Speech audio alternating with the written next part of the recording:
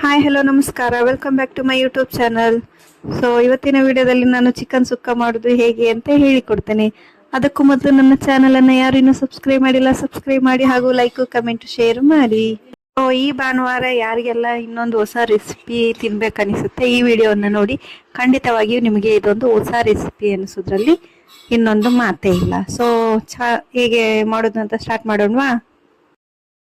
So ಮೊದಲು ನಾನಿಲ್ಲಿ ಚಿಕನ್ಗೆ fry ಮಾಡ್ಕೊಳ್ಳುವ ಆಯಿಲಲ್ಲಿ ಹಾಕಿ. So first ನಾನು ಒಂದು 3.5 ಟೇಬಲ್ ಸ್ಪೂನ್ ಆಗೋಷ್ಟು ಆಯಿಲ್ ತಗೊಂಡಿದ್ದೇನೆ. ಸ್ವಲ್ಪ ಆಯಿಲ್ ಜಾಸ್ತಿ ಇದ್ರೆ ಒಂದು ಸ್ವಲ್ಪ ಇದು ರೆಸಿಪಿ ಟೇಸ್ಟ್ ಇನ್ನೂ ಚೆನ್ನಾಗಿರ್ತದೆ, ಅದಕ್ಕೋಸ್ಕರ ಒಂದು ಸ್ವಲ್ಪ ಆಯಿಲ್ ಜಾಸ್ತಿ ಹಾಕೊಳ್ಳಿ. ಆದ್ಮೇಲೆ ಇದಕ್ಕೆ ಚಕ್ಕೆ ಲವಂಗ ಎಲ್ಲ ಆ್ಯಡ್ ಮಾಡ್ಕೊಳ್ತಾ ಇದ್ದೇನೆ. ಇವುಗಳೊಂದು ಸ್ವಲ್ಪ ಎಣ್ಣೆಯಲ್ಲಿ ಫ್ರೈ ಆಗೋಷ್ಟರಲ್ಲಿ ನೆಕ್ಸ್ಟ್ ಚಿಕ್ಕದಾಗಿ ಒಂದು ಈರುಳ್ಳಿಯನ್ನ ಕಟ್ ಮಾಡ್ಕೊಳ್ಬೇಕು. ಆ ಈರುಳ್ಳಿಯನ್ನ ಕಟ್ ಮಾಡ್ಕೊಂಡಿರೋದನ್ನ ಸೊ ಈ ಆಯಿಲಲ್ಲಿ ಹಾಕಿ ಚೆನ್ನಾಗಿ ಬ್ರೌನ್ ಕಲರ್ ಚೇಂಜ್ ಆಗೋವರೆಗೂ ಫ್ರೈ ಮಾಡ್ಕೊಳ್ಳೋಣ. ಸೊ ನೋಡ್ತಾ ಇರ್ಬೋದು, ಈಗ ನಾನು ಈರುಳ್ಳಿಯನ್ನ ಹಾಕೊಂಡಿದ್ದೇನೆ. ಸೊ ಇದು ಆಯಿಲಲ್ಲಿ ಫ್ರೈ ಆಗ್ಲಿಕ್ಕೆ ಬಿಡಬೇಕು, ಬ್ರೌನ್ ಕಲರ್ ಟರ್ನ್ ಆಗೋವರೆಗೂ ಬಿಡಬೇಕು. ಸೊ ನಂತರ ಇದಕ್ಕೆ ಒಂದು ಚಿಕ್ಕದಾಗಿ ಕಟ್ ಮಾಡಿ ಇಟ್ಕೊಂಡಿರುವಂಥ ಟೊಮೆಟೊ ಮತ್ತು ಒಂದೆರಡು ಮೆಣಸಿನಕಾಯಿ ಇವುಗಳನ್ನು ಆ್ಯಡ್ ಮಾಡ್ಕೋಬೇಕು. ಸೊ ಇವುಗಳನ್ನು ಆ್ಯಡ್ ಮಾಡ್ಕೊಳ್ತಾ ಇದ್ದೀನಿ. ನಂತರ ಇದಕ್ಕೆ ನಾನು ಇಲ್ಲಿ ಕೂಡ ಕೊತ್ತಂಬರಿ ಸೊಪ್ಪು ಸ್ವಲ್ಪ ಆ್ಯಡ್ ಮಾಡ್ಕೊಳ್ತಿದ್ದೀನಿ.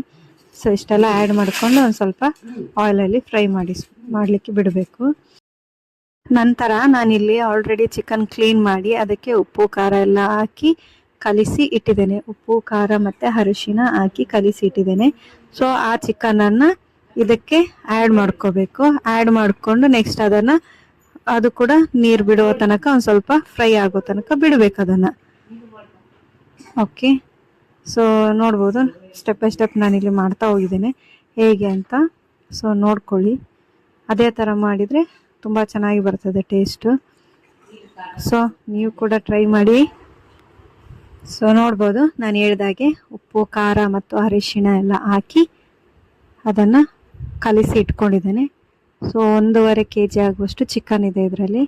ಸೊ ಅದನ್ನು ಇದಕ್ಕೆ ಏನು ಫ್ರೈ ಮಾಡಿದ್ದೇನೆ ಈರುಳ್ಳಿ ಟೊಮೆಟೊ ಮೆಣಸು ಹಾಕಿ, ಸೊ ಅದಕ್ಕೆ ಈ ಚಿಕನನ್ನು ಆ್ಯಡ್ ಮಾಡ್ಕೋಬೇಕು.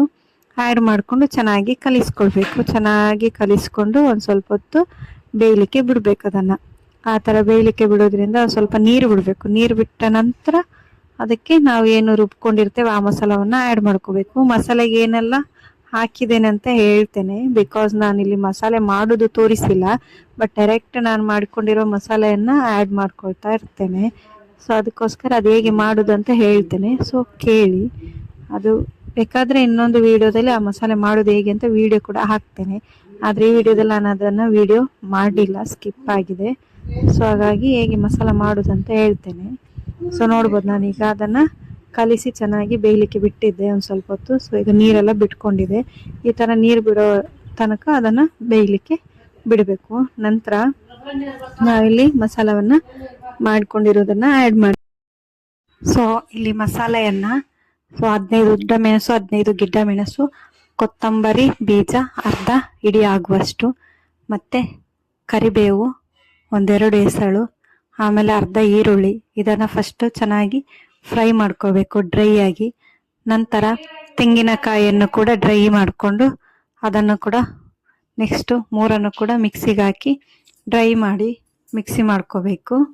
ಸೊ ಇದನ್ನು ಮಿಕ್ಸಿಗೆ ಹಾಕ್ಕೊಳ್ತೇವಲ್ಲ, ಅದು ಡ್ರೈ ಆಗಿ ಇರಬೇಕು. ಒಂಚೂರು ಕೂಡ ನೀರನ್ನು ಆ್ಯಡ್ ಮಾಡ್ಕೋಬಾರ್ದು. ಡ್ರೈ ಆಗಿ ಮಿಕ್ಸಿ ಮಾಡಿಕೊಂಡು ನೆಕ್ಸ್ಟ್ ಅದನ್ನ ತೆಗೆದಿಟ್ಕೊಂಡು ಈ ಥರ ಒಗ್ಗರಣೆ ಕೊಟ್ಟು ನೆಕ್ಸ್ಟ್ ಎಷ್ಟು ಈಗ ನೀರು ಬಿಟ್ಟಿದಲ್ವ ಅಷ್ಟು ನೀರು ಬಿಡುವಷ್ಟು ಬಿಟ್ಟು ನಂತರ ಆ ಮಸಾಲವನ್ನು ಆ್ಯಡ್ ಮಾಡ್ಕೊಳ್ಬೇಕು. ಸೊ ನಾನು ಅದೇ ಪ್ರೊಸೀಜರಲ್ಲಿ ಫಾಲೋ ಮಾಡಿರುವಂಥದ್ದು. ಸೊ ಇವಾಗ ಆ್ಯಡ್ ಮಾಡಿದ್ದೇನೆ. ಸೊ ನೋಡ್ತಾ ಇರ್ಬೋದು ಮಸಾಲೆಯನ್ನು ಹೇಗೆ ಕಾಣ್ತಾ ಇದೆ ಅಂತ. ಸೊ ಇದಕ್ಕೆ ಇನ್ನೊಂದು ಸ್ವಲ್ಪ ನಾನು ಗರಂ ಮಸಾಲೆ ಮತ್ತು ಒಂದು ಸ್ವಲ್ಪ ಚಿಕನ್ ಸುಕ್ಕ ಮಸಾಲೆ ಪ್ಯಾಕೆಟ್ ಹೊರಗಡೆಯಿಂದ ಅಂತಂದಿದೆ ಅದನ್ನು ಆ್ಯಡ್ ಮಾಡ್ಕೊಳ್ತಿದ್ದೇನೆ.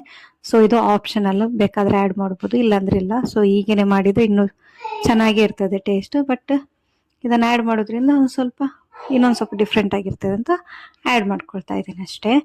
ಸೊ ನೀವು ಬೇಕಾದರೆ ಆ್ಯಡ್ ಮಾಡ್ಕೋಬೋದು, ಇಲ್ಲಾಂದರೆ ಸ್ಕಿಪ್ ಮಾಡ್ಬೋದು. ಇಷ್ಟ ಆಗಿ ಚೆನ್ನಾಗಿ ಅದನ್ನು ತಿರುಗಿಸಿ ಒಂದು ಸ್ವಲ್ಪ ಆಯಿಲಲ್ಲಿ ಬೇಯಲಿಕ್ಕೆ ಬಿಡಬೇಕು. ಇಷ್ಟು ಆಯಿಲಲ್ಲಿ ಬೇಯಲಿಕ್ಕೆ ಬಿಟ್ಟು ನಂತರ ನಿಮಗೆ ನೀರೆಷ್ಟು ಬೇಕೋ ಅಷ್ಟನ್ನು ಆ್ಯಡ್ ಮಾಡ್ಕೋಬೋದು. ಇಲ್ಲದಿದ್ದರೆ ನೀರು ಆ್ಯಡ್ ಮಾಡ್ಕೊಳ್ಳೋದನ್ನು ಇರ್ಬೋದು.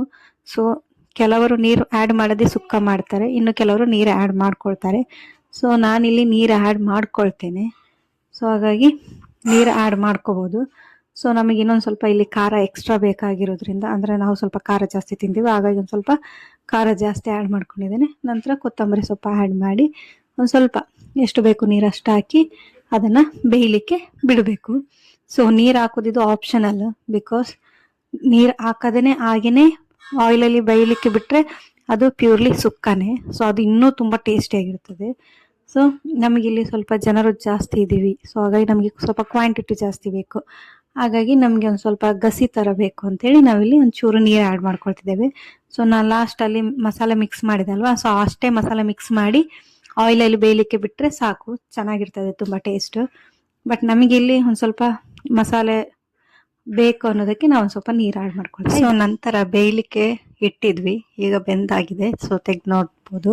ಸೊ ಆಯಿಲಿ ಹೇಗೆ ಮೇಲೆ ಬಿಟ್ಕೊಂಡಿದೆ. ಸೊ ಈ ಥರ ಆಯಿಲಿ ಬಿಟ್ಕೊಂಡ್ರೆ ಇದರ ಟೇಸ್ಟು ತುಂಬ ಚೆನ್ನಾಗಿರ್ತದೆ.